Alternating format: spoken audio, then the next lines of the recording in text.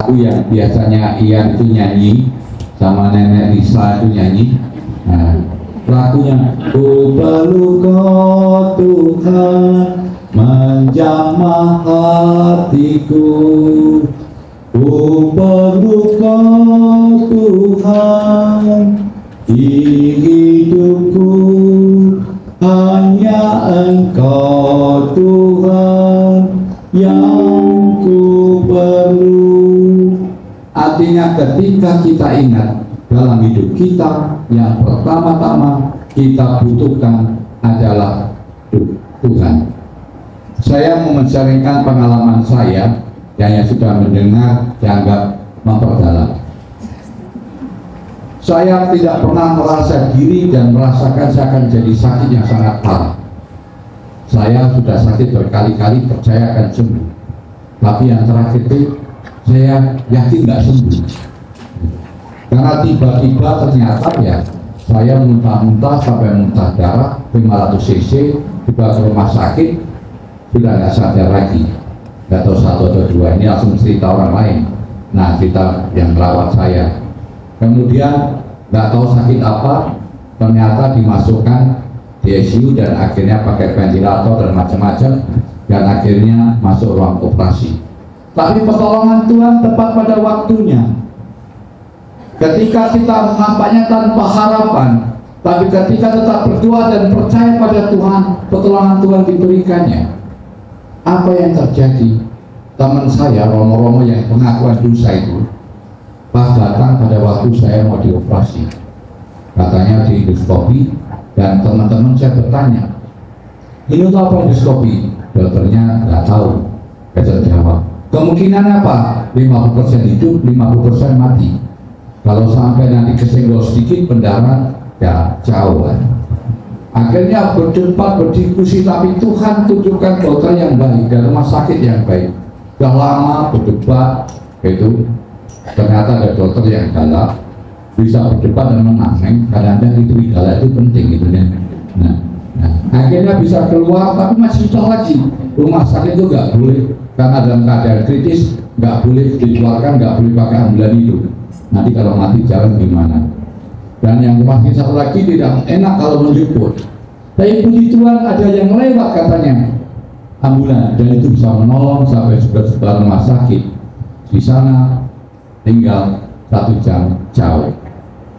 Kenapa? Karena ternyata karena muntah terus, akhirnya darah itu rendah 60, akhirnya natrium sangat rendah, pembekakan otak dan gagal nafas. Karena apa? Karena ada bakteri yang anti atau yang resisten terhadap antibiotik. Dokter mengambil kesimpulan, masukkan ventilator lagi, masuk ICU, dan berapa jam saya ditidurkan, tapi ternyata kelanjutan tidurnya. Akhirnya jadi koma. Dan tanggal 23 Desember, si Lisa itu nengok saya terus ini, saya baru ingat itu. Nah, dia tahu lah, nanti dia kesaksi hidupnya dia itu. Nah, bisa email ya. Nah, kemudian apa yang terjadi? Tanggal 23 itu justru ketika karena dalam 6 hari pakai ventilator itu udah nggak bagus, harus diganti. Tapi ketika sudah diturunkan justru malah bablas. Yaitu apa? Tensinya 60-40, saturasinya 50 dan turun terus. Semuanya udah panik, tapi mereka kan banyak yang takut dan berdoa terus. Tetap ada harapan. Gitu. Ketika ada suara di panjang lari pas saya perawatnya, oh masih bernapas sedikit, hidup. Nah, ketika belum panik, tapi ketika tetap berdoa, kuasa Tuhan luar biasa. Tanggal 24 malam, ini katanya ya, saya udah bangun, udah melek, tapi saya nggak ingat kan, sampai sekarang. Dan dokter yang rawat saya sekarang sudah cerita, iya, tanggal malam itu ditanya, namanya siapa, Romo. Tapi nggak bisa jawab kan ada ventilator, tulis, tapi nggak jelas hanya itu J F Kenneth rumput. Nah, artinya diterjemahkan, oh nama saya John F Kennedy. Terjemahkan. Nah, kemudian yang menakutkan katanya dulu jam berapa jam bisa melek. Tanggal jam 12 itu saya pingsan lagi, koma lagi. malah pada takut itu. Katanya biasanya orang mau meninggal itu malah dulu dipesan itu. Tapi ternyata benar. Tapi ternyata malam Natal, Natal sore saya tahu ada fotonya Lisa sama Vime itu doain saya tuh, tapi saya tidak tahu kamu doain itu, tapi ngerasa lah itu ada fotonya. Nah, apa yang terjadi tanggal 24 malam itu, 25 malam, saya merasa saya itu tertidur dan saya terlambat di bangunan orang untuk bisa. Pakai saya, loh bisa. Ternyata kok saya bingung. Saya malah bingung loh, kok tangan saya diikat, kok semuanya bengkak-bengkak, hitam-hitam. Saya gini-gini.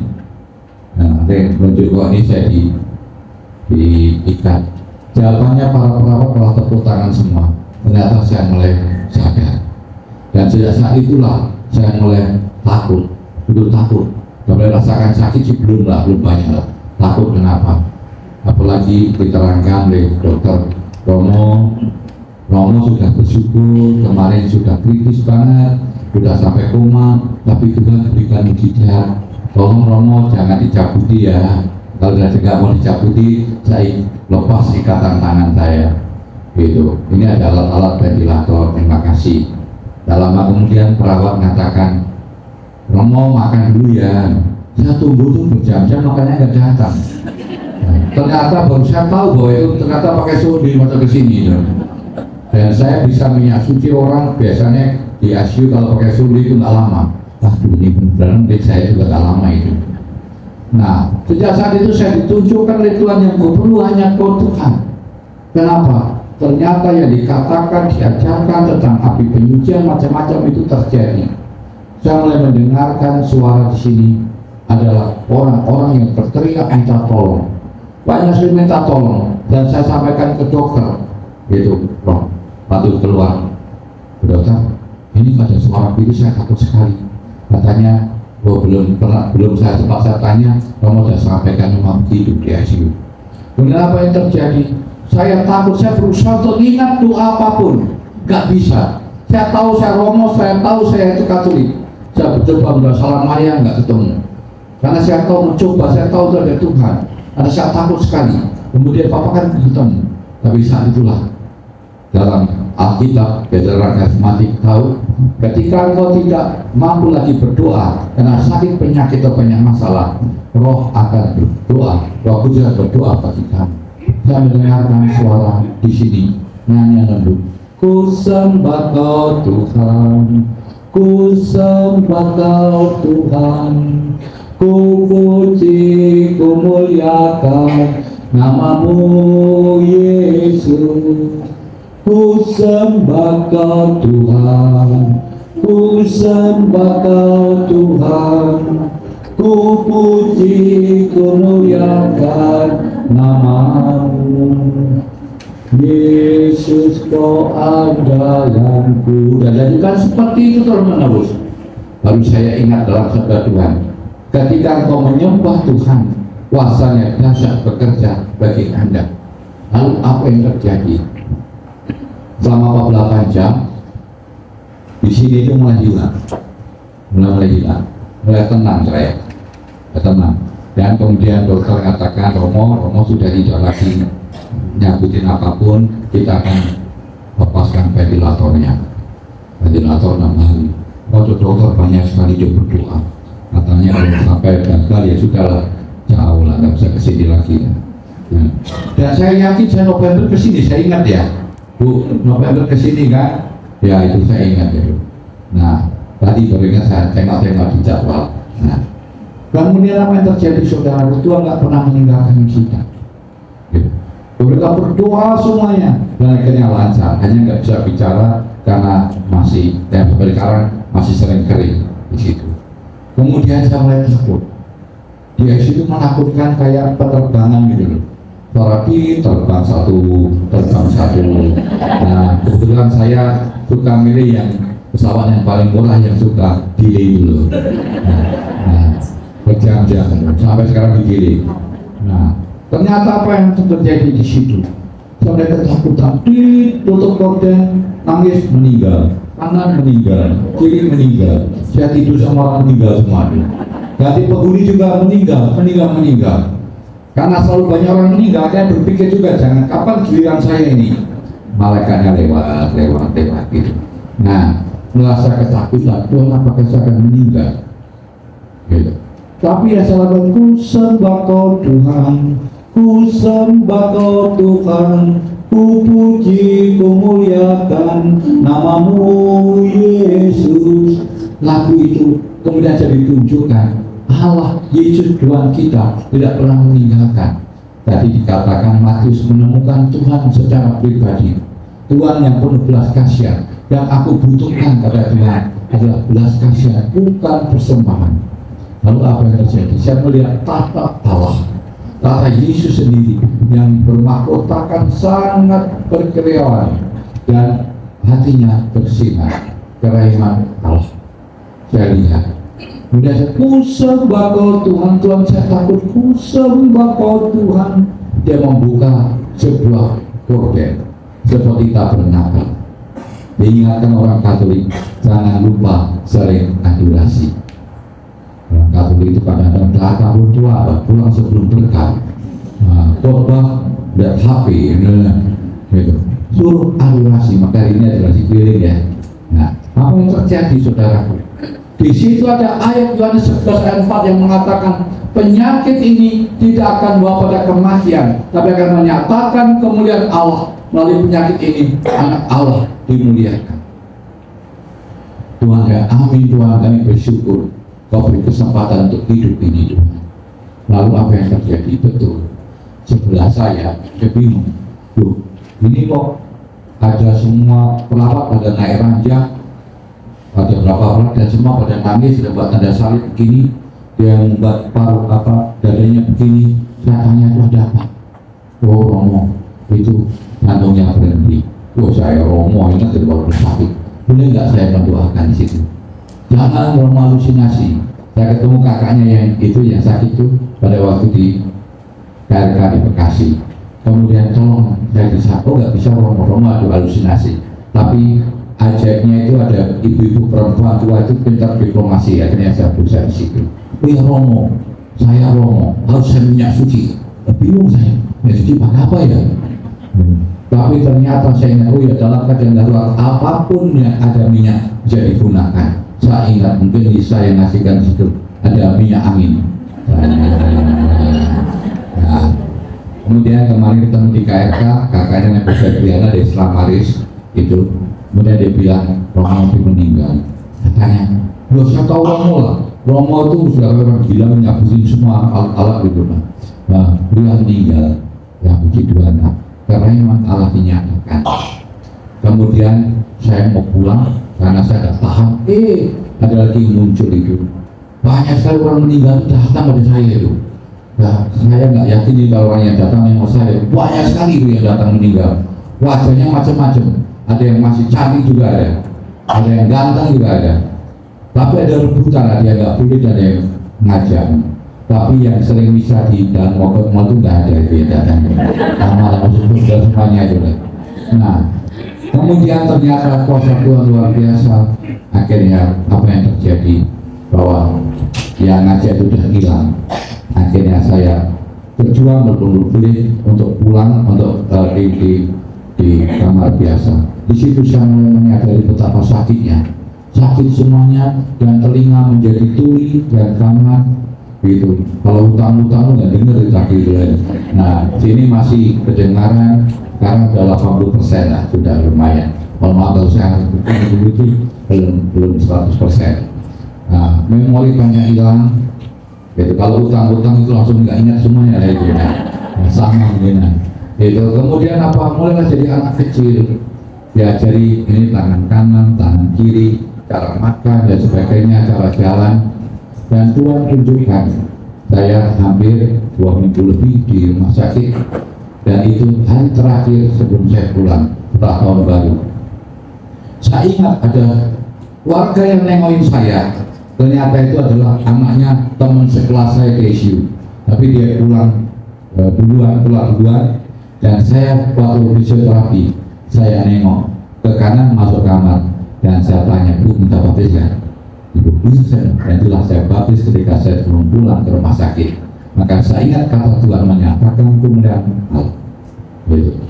Ini yang buat saya bahagia dalam keadaan apapun, masih jadi berkat. Oh Tuhan, pakailah hidupku selagi aku masih kurang. Bila saatnya hatiku tak berdaya lagi, hidup ini sudah jadi berat.